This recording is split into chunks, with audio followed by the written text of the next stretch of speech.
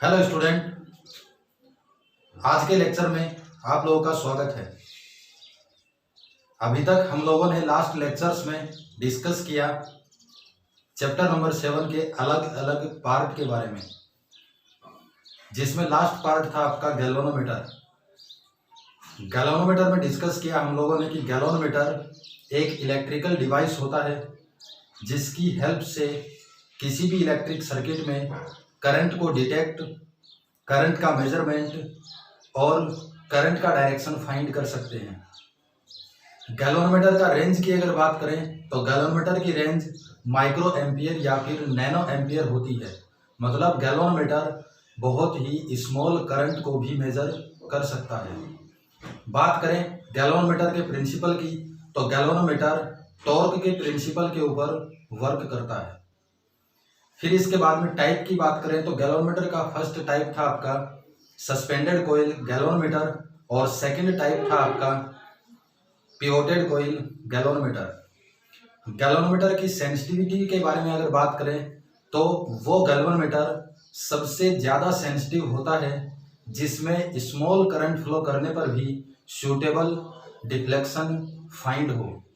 उस गैल्वेनोमीटर का sensitivity high होता है। सेंसिटिविटी की अगर बात करें तो फर्स्ट सेंसिटिविटी आता है आपका करंट सेंसिटिविटी, और करंट सेंसिटिविटी के अंदर फॉर्मूला था आपका SI = फाई अपॉन में आई। मतलब आई का वैल्यू अगर क्या बोले यूनिट एम्पियर या फिर 1 एम्पियर तो SI = फाई के इक्वल आएगा। इसका मतलब गैल्वेनोमीटर के अंदर यूनिट एम्पियर करंट फ्लो करने पर प्रोड्यूस्ड डिफ्लेक्शन को करंट सेंसिटिविटी कहा जाता है। नेक्स्ट इसके बाद में अगर बात करें तो वोल्टेज सेंसिटिविटी के बारे में, वोल्टेज सेंसिटिविटी था आपका SV = फाई अपॉन वी। यहाँ पे मान के चले कि V का वैल्यू कितना हो 1 वोल्ट, देन SV = कितना फाई था।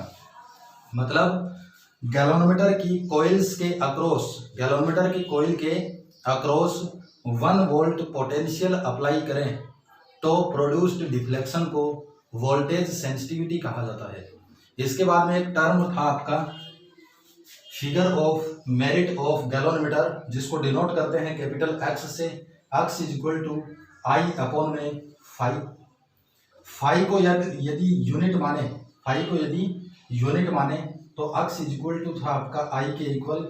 मतलब कि करंट का वो वैल्यू जिसके कारण गैल्वेनोमीटर के अंदर यूनिट डिफ्लेक्शन प्रोड्यूस हो, उस करंट को figure of merit of galvanometer कहा जाता है।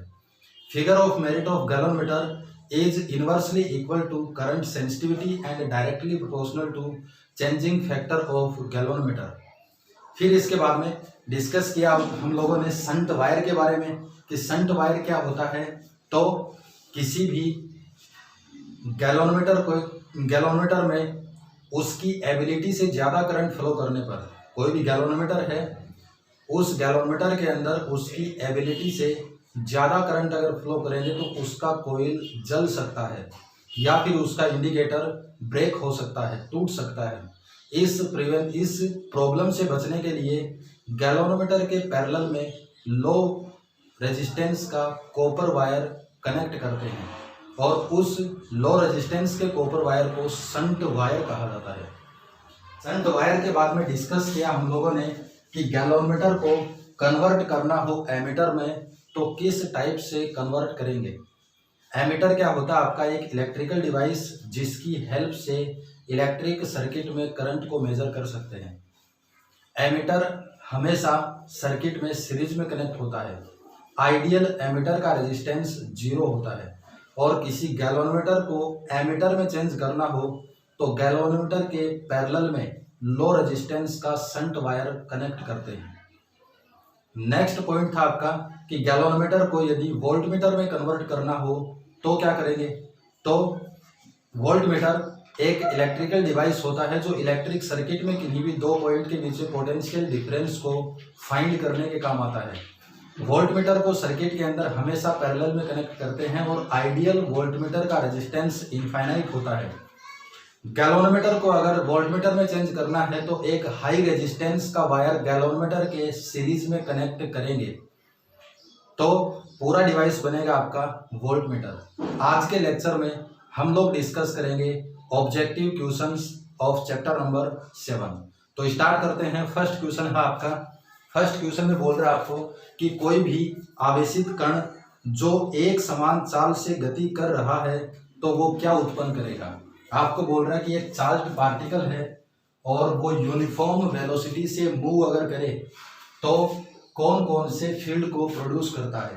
तो ध्यान रहे, जब चार्ज पार्टिकल रेस्ट मोड पे हो तो इलेक्ट्रिक फील्ड को प्रोड्यूस करता है, इलेक्ट्रिक फील्ड को प्रोड्यूस करता है। चार्ज जब रेस्ट मोड में रहेगा तो केवल इलेक्ट्रिक फील्ड को प्रोड्यूस करेगा। सेकंड पॉइंट कि जब चार्ज यूनिफॉर्म वेलोसिटी से अगर मूव हो तो इलेक्ट्रिक फील्ड के साथ मैग्नेटिक फील्ड भी प्रोड्यूस करता है। और थर्ड पॉइंट है आपका कि जब चार्ज क्या हो, आपका एक्सीलरेटेड कंडीशन में चार्ज हो तो वह electric field, magnetic field and electromagnetic wave तीनों को प्रोड्यूस करेगा। चार्ज जब रेस्ट मोड में हो तो केवल इलेक्ट्रिक फील्ड को प्रोड्यूस करता है। यूनिफॉर्म वेलोसिटी से मूव करना स्टार्ट करेगा तो इलेक्ट्रिक फील्ड के साथ मैग्नेटिक फील्ड को प्रोड्यूस करता है। और एक्सीलरेटेड कंडीशन में चार्ज जब होगा तो इलेक्ट्रिक फील्ड, मैग्नेटिक फील्ड और इलेक्ट्रोमैग्नेटिक वेव तीनों को प्रोड्यूस करता है। आपको पूछा इस क्वेश्चन में कि यूनिफॉर्म वेलोसिटी से चार्ज अगर मूव हो तो किस फील्ड को प्रोड्यूस करेगा, तो आंसर होगा electric field plus magnetic field दोनों को प्रोड्यूस करता है। नेक्स्ट क्वेश्चन में बोल रहा है आपको एक लंबे तथा सीधे धारावाही चालक तार से स्मॉल आर दूरी पर उत्पन्न चुंबकीय क्षेत्र कैपिटल बी है। यदि तार में प्रवाहित धारा का मान नियत रखें तो r/2 डिस्टेंस पर उत्पन्न चुंबकीय क्षेत्र का मान कितना होगा। आपको क्वेश्चन में बोल रहा है कि एक करंट कैरिंग स्ट्रेट वायर के कारण मैग्नेटिक फील्ड जो है उसका वैल्यू गिवन है कैपिटल बी। यहाँ पे बोल रहे हैं कि ये वायर है आपका जिसके अंदर करंट को मान के चल रहे हैं कि करंट फ्लो कितना है, कैपिटल आई। इस करंट कैरिंग वायर के कारण स्मॉल डी डिस्टेंस के ऊपर एक पॉइंट पी अगर हो तो पॉइंट पी पर मैग्नेटिक फील्ड का इंटेंसिटी होता है बी इक्वल टू म्यू0 आई अपॉन में 2 डी। क्वेश्चन में बोल रहा है कि डिस्टेंस किसके इक्वल है, स्मॉल आर के इक्वल। तो यहाँ से लिखेंगे बी इक्वल टू म्यू0 आई अपॉन में कितना 2 डी की जगह पुट कर देंगे small R. Equation number first. Second condition में बोल रहा है आपको, सेकंड कंडीशन में कि करंट का वैल्यू तो आपका कांस्टेंट रहेगा लेकिन डिस्टेंस जो है उस डिस्टेंस को इस बार पहले से हाफ कर दिया। डिस्टेंस को अगर हाफ कर दिया तो स्मॉल डी की जगह पुट करेंगे r/2। वैल्यू आएगा आपका b डैश इक्वल टू म्यू0 आई अपॉन में 2 इंटू में r/2। 2 को लिखेंगे ऊपर तो 2 इंटू में म्यू0 आई अपॉन में 2 स्मॉल आर। म्यू0 आई अपॉन में 2 आर का वैल्यू कितना है, कैपिटल बी। तो इसको लिखेंगे हम लोग b dash equal to 2 into में b। मतलब अगर डिस्टेंस को हाफ कर दें तो मैग्नेटिक फील्ड का इंटेंसिटी पहले से डबल होगा। इसके बाद में नेक्स्ट क्वेश्चन बोल रहा है आपको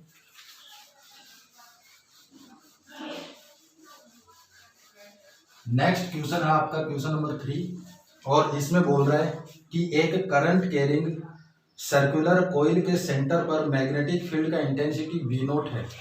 यहाँ पे बोल रहा है करंट कैरिंग सर्कुलर कॉइल, मान के चल रहे हैं इसमें करंट कितना है आपका कैपिटल आई, इसका रेडियस कितना मान के चल रहे हैं, रेडियस कैपिटल आर है। इसके सेंटर पॉइंट के ऊपर मैग्नेटिक फील्ड का इंटेंसिटी BC इक्वल टू म्यू0 NI अपॉन में 2R होता है।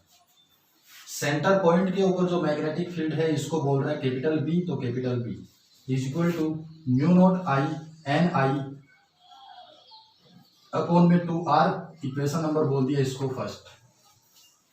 अब सेकेंड कंडीशन में बोल रहा है आपको कि यदि इस कॉइल के एक्सिस पर इसकी रेडियस के इक्वल डिस्टेंस के ऊपर मैग्नेटिक फील्ड कैपिटल बी हो, मैग्नेटिक फील्ड कितना हो, कैपिटल बी, एक्सिस के ऊपर। यहाँ पे बोल रहे हैं कि ये है आपका करंट कैरिंग सर्कुलर कॉइल जिसमें करंट है आपका कैपिटल आई, इसका रेडियस कितना बोल के चल रहे हैं, कैपिटल आर, और इसकी एक्सिस के ऊपर कोई पॉइंट है जिसका डिस्टेंस गिवन है आपको small x is equal to capital R. Radius के इक्वल डिस्टेंस के ऊपर मैग्नेटिक फील्ड इंटेंसिटी आपको गिवन है कितना, कैपिटल बी है। तो सेंटर पॉइंट और मैग्नेटिक फील्ड दोनों के बीच में रिलेशन फाइंड करना आपको, बी अपॉन में बी नोट का वैल्यू कितना होगा, वैल्यू कैलकुलेट करना है, बी अपॉन बी नोट का वैल्यू कितना आएगा। एक्सिस के ऊपर मैग्नेटिक फील्ड का वैल्यू हमें पता है कि B axis is equal to होता है आपका mu naught N I R square upon में 2 into R square plus x square का पावर 3/2। एक्स की जगह वैल्यू पुट करेंगे कैपिटल आर, तो यहाँ पे लिखेंगे we know that x is equal to given है कैपिटल आर, तो बी एक्सिस का value capital B is equal to mu naught N I R square upon में 2 into R square plus x की जगह आर पुट करेंगे, square करेंगे तो are square power है आपका 3/2। कैलकुलेट अगर करेंगे तो ये आएगा आपका b is equal to mu naught N I R square upon में 2 इंटू आर स्क्वायर, और आर स्क्वायर कितना 2r स्क्वायर, और पावर कितना है 3/2। और आगे कैलकुलेट करें तो b is equal to mu naught N I R square upon में 2 इंटू में 2 का पावर 3/2 को लिखेंगे 2√2, और आर स्क्वायर का पावर 3/2 अगर करेंगे तो स्क्वायर से ये 2 कैंसिल आउट, बचेगा आपका आर क्यूब। आर स्क्वायर को इस क्यूब से कैंसिल करेंगे तो अपॉन में बचेगा कैपिटल आर। टोटल आएगा आपका B is equal to mu naught N I upon में 4√2, इक्वेशन नंबर 2। अब कैलकुलेट करना है बी अपॉन बी नोट का रेशियो कितना होगा, तो यहाँ से लिख रहे हैं हम लोग कि इक्वेशन नंबर 2 में डिवाइड करना है इक्वेशन नंबर 1 को। b upon B naught is equal to B का value mu naught N I upon में 4√2 कैपिटल आर, 4√2 कैपिटल आर, और बी नोट का वैल्यू कितना है, बी नोट का वैल्यू है mu naught N I upon में 2r। Mu naught N I से mu naught N I cancel out, R से ये आर कैंसिल आउट, 2 से 4 को कैंसिल करेंगे तो बचेगा आपका 2। यहाँ पर मिलेगा आपको B upon B naught is equal to 1/2√2, तो आंसर होगा आपका 1/2√2। नेक्स्ट क्वेश्चन आपको गिवन है इसके बाद में कि हेल्महोल्ट्ज कॉइल का उपयोग क्यों करते हैं। नेक्स्ट क्वेश्चन में बोल रहा है आपको कि हेल्महोल्ट्ज कॉइल का यूज जो करते हैं वो किसके लिए करते हैं। तो हम लोगों ने डिस्कस किया था कि हेल्महोल्ट्ज कॉइल किसको बोलेंगे, एक यहाँ पर मान के चल रहे हैं कि ये है आपका एक करंट कैरिंग सर्कुलर कॉइल, ये भी है आपका एक करंट कैरिंग सर्कुलर कॉइल, दो current carrying coaxial circular coils जिसका सेंटर पॉइंट एक ही लाइन के ऊपर प्रेजेंट हो, coaxial current carrying circular coils, और इन दोनों का रेडियस कितना हो, इक्वल हो, दोनों के सेंटर पॉइंट के बीच का डिस्टेंस जो है वो रेडियस के इक्वल हो, और दोनों कॉइल्स के अंदर करंट का वैल्यू सेम हो और सेम डायरेक्शन में अगर फ्लो हो, तो इस अरेंजमेंट को हेल्महोल्ट्ज कॉइल कहा जाता है। हेल्महोल्ट्ज कॉइल का use uniform magnetic field produce करने के लिए किया जाता है। तो आंसर होगा आपका हेल्महोल्ट्ज कॉइल का उपयोग एक समान चुंबकीय क्षेत्र को उत्पन्न करने में करते हैं। नेक्स्ट क्वेश्चन गिवन आपको, क्वेश्चन नंबर 5 के क्वेश्चन में बोल रहा है आपको कि डायग्राम के अकॉर्डिंग आपको रिजल्टेंट मैग्नेटिक फील्ड का वैल्यू कैलकुलेट करना है। क्वेश्चन में बोल रहा है कि एक तो करंट कैरिंग सर्कुलर कॉइल आपका ये है, इसके परपेंडिकुलर डायरेक्शन में करंट कैरिंग सर्कुलर कॉइल ये है, यहाँ पर इस डायरेक्शन में magnetic field intensity B vector और इस डायरेक्शन में magnetic field intensity B vector है। दोनों के बीच में अगर एंगल की बात करें तो एंगल आएगा आपका 90 डिग्री। दोनों मैग्नेटिक फील्ड्स का रिजल्टेंट आएगा आपका यहाँ पर, जिसको लिखेंगे R is equal to P square plus Q square plus P Q cos theta से। इस फॉर्मूले से इसको कैलकुलेट करेंगे तो रिजल्टेंट कितना आएगा आपका, resultant R is equal to root P की जगह बोल रहे हैं ये है और क्यू की जगह कितना है आपका, क्यू की जगह बी वेक्टर है। यहाँ पर पी की जगह बी वेक्टर मान के चल रहे हैं और क्यू की जगह बी वेक्टर मान के चल रहे हैं। वैल्यूज को पुट करेंगे तो resultant R is equal to P square plus Q square plus 2pq plus 2pq cos theta. P की जगह वैल्यू पुट करना है तो बी स्क्वायर प्लस क्यू की जगह वैल्यू पुट करेंगे तो बी स्क्वायर और प्लस में 2b इंटू कोस 90 डिग्री। कोस 90 डिग्री का वैल्यू 0 तो ये टोटल टर्म कितना होगा, 0। आंसर आएगा आपका b is equal to root B square plus B square 2b square. Calculate करेंगे तो आंसर होगा आपका रूट 2 इंटू में b। आंसर कितना आएगा, रूट 2 इंटू में b, रिजल्टेंट मैग्नेटिक फील्ड का वैल्यू। इसके बाद में क्वेश्चन नंबर 6। क्वेश्चन नंबर 6 में आपको बोल रहा है, क्वेश्चन नंबर 6 के अंदर आपको गिवन है कि समान वेग से समरूप चुंबकीय क्षेत्र में लंबवत प्रक्षेपित निम्न में से किस कण का सर्वाधिक बल लगेगा। आपको बोल रहे हैं वेलोसिटी जो है वो है आपका यूनिफॉर्म, मैग्नेटिक फील्ड जो है वो आपको गिवन है यूनिफॉर्म। तो निम्न में से फर्स्ट आपको गिवन है -1 E0, सेकेंड आपको गिवन है 1H1, थर्ड आपको गिवन है 2He4 और फोर्थ आपको गिवन है 3 लिथियम 7। इन सभी पार्टिकल में से मैक्सिमम मैग्नेटिक फोर्स किसके ऊपर अप्लाई होगा ये कैलकुलेट करना है। तो हमें पता है कि यूनिफॉर्म मैग्नेटिक फील्ड में जब कोई चार्ज मूव अगर करे तो उस चार्ज के ऊपर लॉरेंट्ज फोर्स अप्लाई होता है F is equal to QVB sine theta. अब क्वेश्चन में पहले से गिवन है कि चार्ज परपेंडिकुलरली इंटर कर रहा है, परपेंडिकुलरली एंटर अगर करेगा तो यहाँ पे लिखेंगे थीटा इज इक्वल टू कितना 90 डिग्री, तो साइन 90 का वैल्यू कितना 1, तो फोर्स आएगा F is equal to QVB। Velocity uniform given है, मैग्नेटिक फील्ड यूनिफॉर्म गिवन है, तो फोर्स केवल किसके ऊपर डिपेंड करेगा, केवल डिपेंड करेगा चार्ज के क्वांटिटी के ऊपर। जिस पार्टिकल का चार्ज ज़्यादा होगा उसके ऊपर मैग्नेटिक फोर्स सबसे ज़्यादा अप्लाई होगा। बात करें -1 0 की तो ये है आपका इलेक्ट्रॉन, और इलेक्ट्रॉन का चार्ज कितना -1.6 इंटू 10⁻⁻19 कूलम। बात करें 1H1 की तो 1H1 को लिखते हैं हम लोग प्रोटॉन से, तो चार्ज ऑफ प्रोटॉन कितना 1.6 इंटू 10⁻⁻19 कूलम। इसके बाद में 2He4 गिवन है, 2He4 को लिखेंगे अल्फा पार्टिकल, और अल्फा पार्टिकल का चार्ज होता है आपका प्रोटॉन के चार्ज का 2 गुना। और इसके बाद में गिवन है आपको 3 लिथियम 7, और 3 लिथियम 7 अगर बोलेंगे तो इसका चार्ज कितना होगा, इसका चार्ज होगा प्रोटॉन के चार्ज का 3 गुना।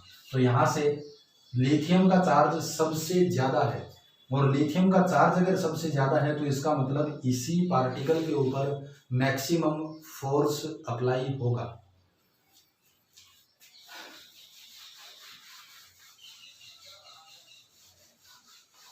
इसके बाद में क्वेश्चन नंबर 7 में आपको गिवन है कि एक विद्युत मेंस के सप्लाई तारों के मध्य की दूरी 12 सेंटीमीटर है। विद्युत मेंस के सप्लाई तार मान के चल रहे हैं कि ये है आपके सप्लाई तार जो एक दूसरे के पैरेलल होते हैं। दोनों के बीच का डिस्टेंस आपको गिवन है d is equal to 12 centimetre, जिसको चेंज अगर करेंगे तो ये आएगा आपका 12 इंटू 10⁻⁻2 मीटर। इसके बाद में गिवन है कि ये तार प्रति एकांक लंबाई पर 4 mg भार अनुभव करते हैं। वेट का वैल्यू कितना गिवन है आपको, यूनिट लेंथ के ऊपर F अपॉन में L is equal to 4 mg weight. Weight अगर गिवन हो तो इस क्वांटिटी को मल्टीप्लाई करेंगे 9.8 से, तो F अपॉन L कितना आएगा, F upon L is equal to 4 mg और इंटू में कितना 9.8। mg का वैल्यू अगर लिखें तो 4 इंटू में मिलीग्राम, मिली को चेंज करें तो 10⁻⁻3, ग्राम को अगर चेंज करें किलोग्राम में तो 10⁻⁻3, और 9.8 आपका ग्रेविटेशनल एक्सीलरेशन है। आपको कैलकुलेट करना है कि दोनों वायर्स में करंट फ्लो कितना होगा। दोनों वायर्स के अंदर करंट फ्लो अगर सेम मान के चलें तो फॉर्मूला था आपका यूनिट लेंथ के ऊपर force F upon L is equal to mu naught I1 I2 upon में 2 pi D. Mu naught I1 I2 upon में 2 पाई डी। वैल्यूज को पुट करेंगे तो ये आएगा F अपॉन L का वैल्यू कितना, F अपॉन L का वैल्यू है 4 into 10 to the power -3 into 10 to the power -3 into 9.8 is equal to mu naught होता है आपका 4 pi into 10 to the power -7 henry per metre into में I1 का value I है और इंटू में I2 का वैल्यू I है अपॉन में 2 पाई और D का वैल्यू है 12 into 10 to the power -2 metre. इसको जब कैलकुलेट करेंगे तो ये आएगा आपका 4 into 10 to the power -6 into 9.8 is equal to 10 to the power -7 into I square upon में 12 into 10 to the power -2। Calculate करने पर कैपिटल आई का आंसर आएगा आपका अप्रोक्सीमेट 4.85 एम्पियर। इसको जब कैलकुलेट करेंगे आई का वैल्यू आपको कैलकुलेट करना है। आई का वैल्यू कैलकुलेट करने पर आंसर मिलेगा आपको 4.85 ampere.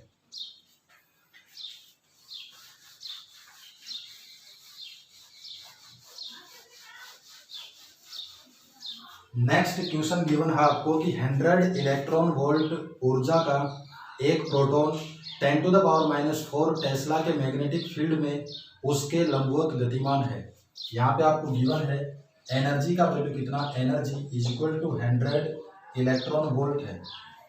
Magnetic field B is equal to 10 to the power -4 tesla है।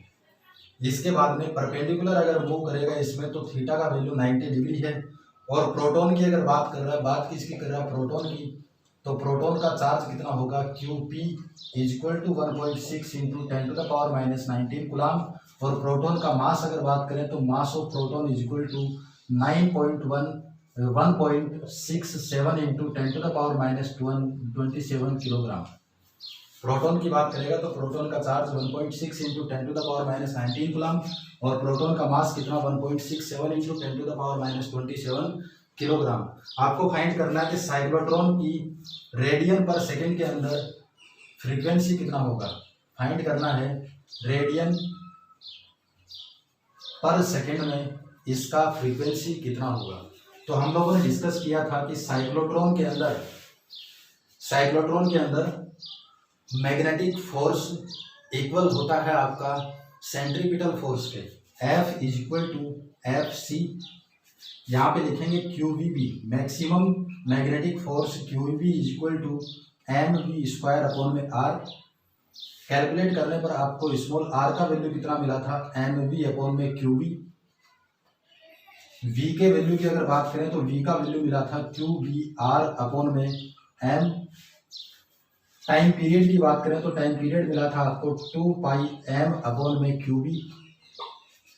फ्रीक्वेंसी की, टाइम पीरियड की अगर बात करेंगे तो टाइम पीरियड था आपका 2 पाई m अपॉन में QB।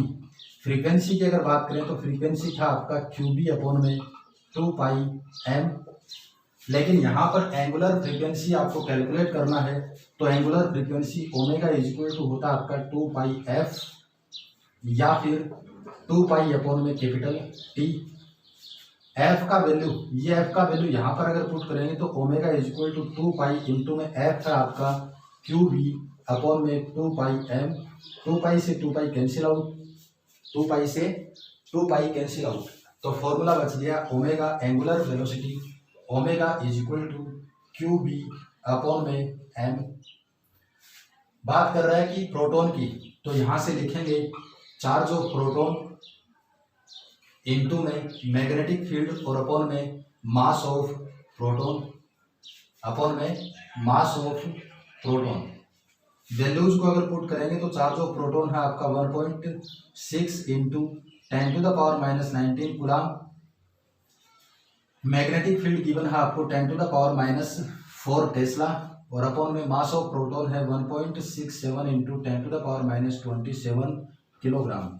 जब इसको कैलकुलेट करेंगे तो आंसर आएगा आपका अप्रोक्सीमेट 0.96 इंटू में 10 to the power 4।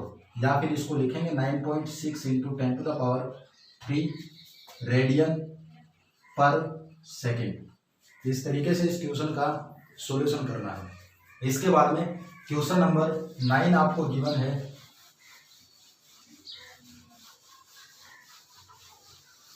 Question number 9 में बोल रहा है आपको कि यदि कैपिटल जी प्रतिरोध के धारामापी से मुख्य धारा 2% धारा पूर्ण विक्षेप के लिए आवश्यक हो तो पार्श्वपथ शंट का प्रतिरोध कितना होगा।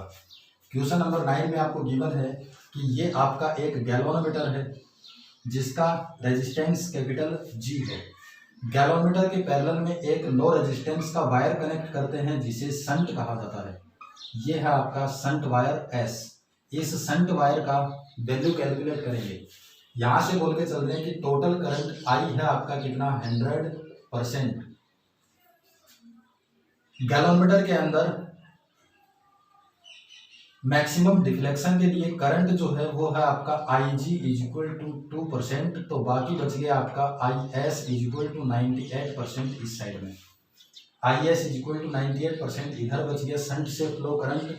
और गैल्वेनोमीटर के अंदर फुल डिफ्लेक्शन के लिए करंट का वैल्यू आपको गिवन है 2% है। यहाँ से लिखेंगे दोनों अगर एक दूसरे के पैरेलल में है तो दोनों का पोटेंशियल इक्वल होगा। गैल्वेनोमीटर का पोटेंशियल बात करें तो करंट इनटू में रेजिस्टेंस इक्वल टू शंट के अक्रॉस पोटेंशियल की बात करेंगे तो करंट इनटू में इसका रेजिस्टेंस कितना कैपिटल एस का वैल्यू फाइंड करना है तो इसको लिखेंगे अपॉन में इक्वल टू आएगा आपका S equal to Ig into capital G upon में Is। Ig का वैल्यू आपको गिवन है 2 इंटू में कैपिटल जी और Is बच गया कितना 98। कैंसिल आउट करेंगे तो ये आंसर बचेगा आपका कितना G अपॉन में 49। शंट वायर का रेजिस्टेंस कितना होगा G अपॉन में 49।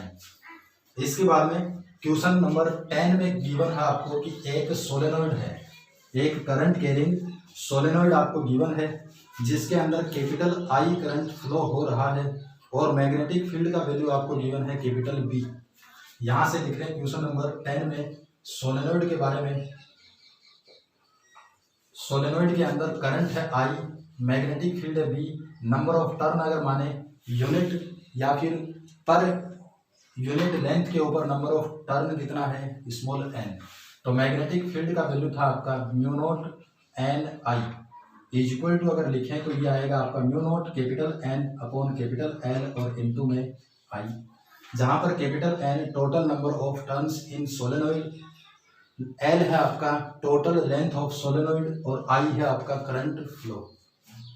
नेक्स्ट कंडीशन में बोल रखा है कि सोलेनॉइड की लेंथ और टर्न्स की संख्या को दोगुना कर दें। यहाँ पे ये फर्स्ट कंडीशन है और सेकंड कंडीशन में बोल रहा है कि n को लिखें अगर 2n और l को लिखें कितना 2l, तो इस कंडीशन में करंट फ्लो का वैल्यू कितना होगा। यहाँ पे लिख रहे हैं अपन कि यदि नंबर ऑफ टर्न को डबल कर दें, लेंथ को भी डबल कर दें तो करंट फ्लो का वैल्यू कितना होगा। तो B इक्वल टू μ0 n की जगह पुट करेंगे 2n, l की जगह पुट करेंगे 2l और I का I। मैग्नेटिक फील्ड का वैल्यू आपका पहले के इक्वल गिवन है, 2 से 2 कैंसिल आउट, तो I का वैल्यू क्या रहेगा आपका कांस्टेंट। सेम फॉर्मूला वापस बन गया आपका, तो I का वैल्यू क्या रहेगा कांस्टेंट। अगर नंबर ऑफ टर्न को डबल कर दें, लेंथ को डबल कर दें तो उस कंडीशन में current flow through solenoid is constant बना रहेगा। इसके बाद में क्वेश्चन नंबर 11 में आपको गिवन है कि एक टोरॉइड के अंदर मैग्नेटिक फील्ड का वैल्यू कैपिटल B है। टोरॉइड की अगर बात करें तो टोरॉइड था आपका ये कि किसी भी करंट कैरिंग सोलेनॉइड के बोथ एंड पॉइंट्स को सर्कुलर फॉर्म में बेंड करके एक साथ अगर कनेक्ट करें तो उस डिवाइस को टोरॉइड कहा जाता है। हम लोगों ने डिस्कस किया था कि टोरॉइड के अंदर मैग्नेटिक फील्ड का इंटेंसिटी कितना होता है। टोरॉइड के अंदर मैग्नेटिक फील्ड का इंटेंसिटी होता है आपका B equal to μ0 n I upon में 2 पाई r। लेकिन एक इम्पोर्टेंट पॉइंट भी था कि टोरॉइड के बाहर मैग्नेटिक फील्ड का इंटेंसिटी ऑलवेज 0। क्वेश्चन में आपको बोल रखा है कि यदि number of turn in per unit length हो आपका स्मॉल एन, करंट का वैल्यू हो कैपिटल आई, तो टोरॉइड के बाहर मैग्नेटिक फील्ड कितना होगा? तो टोरॉइड के बाहर मैग्नेटिक फील्ड ऑलवेज 0 होता है। क्वेश्चन नंबर 12 में आपको गिवन है कि किसी गैलोमीटर को वोल्टमीटर में अगर चेंज करना हो तो क्या करना पड़ेगा। हम लोगों ने डिस्कस किया था गैलोमीटर को अगर वोल्टमीटर में चेंज करना है तो इसके सीरीज में हाई रेजिस्टेंस का शंट वायर कनेक्ट करते हैं, तो ये पूरा डिवाइस किसकी तरह बिहेव करेगा? वोल्टमीटर की तरह। और अगर बात करें कि एमीटर में अगर चेंज करना हो तो गैलोमीटर के पैरेलल में कनेक्ट करते हैं हम लोग लो रेजिस्टेंस का शंट वायर, इस पूरे डिवाइस को बोलेंगे एमीटर। एमीटर पैरेलल में अगर शंट वायर को कनेक्ट करेंगे तब तो रहेगा आपका एमीटर में कन्वर्ट, और यदि गैलोमीटर के सीरीज में हाई रेजिस्टेंस का शंट वायर कनेक्ट करेंगे तो उसको बोलेंगे हम लोग वोल्टमीटर। नेक्स्ट क्वेश्चन में बोल रहा है आपको कि आदर्श वोल्टमीटर और आदर्श एमीटर का प्रतिरोध कितना होता है। आइडियल वोल्टमीटर और आइडियल एमीटर का रेजिस्टेंस, तो हम लोगों ने डिस्कस किया था आइडियल वोल्टमीटर का, आइडियल एमीटर का रेजिस्टेंस कितना होगा? 0, और आइडियल वोल्टमीटर का रेजिस्टेंस कितना होता है आपका? इनफाइनाइट। आइडियल वोल्टमीटर का रेजिस्टेंस इनफाइनाइट और आइडियल एमीटर का रेजिस्टेंस इनफाइनाइट। तो इसके अंदर पहले वोल्टमीटर की बात कर रहा है तो पहले बोलेंगे answer respectively infinite and 0। Voltmeter का इनफाइनाइट रेजिस्टेंस और आइडियल एमीटर का 0 होता है। आज के लिए बस इतना ही। Thank you.